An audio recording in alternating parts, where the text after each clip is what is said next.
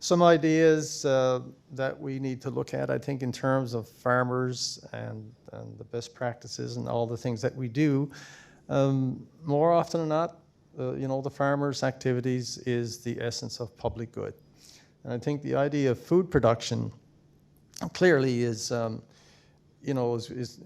we are, where we want to be, but I think more and more we need to be considered in the entire context of being able to produce the whole ecological goods and services piece, and that we should be considered as farmers not just producing a food product, getting paid for that, because it's not easy in the farming business economically, and many farmers labor for long hours, and the pay is relatively small.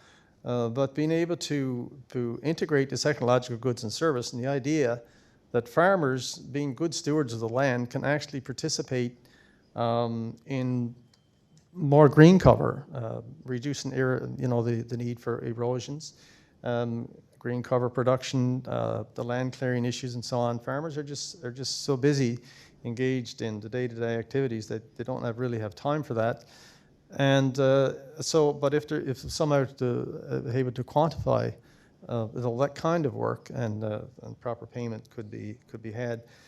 They did some work in Manitoba back a couple of years ago. It's called alternate land use, and they actually engage with the municipality of Winnipeg and had farmers, kind of act as stewards of the land, but also protecting the water supplies and a whole range of green cover activities that was undertaken on behalf of the city. They quantified it, and farmers actually received salary for that. So I think we have to do some of these things. The adoption of new technologies, it's some of the old technologies that's used on farms. It's very expensive to get into some of the newer technologies. The idea of growing crop that would have biofuel attachments is something that we can do in this province a lot. The organic farming, extremely important. There's less disturbance of the soils and the land by engaging organically.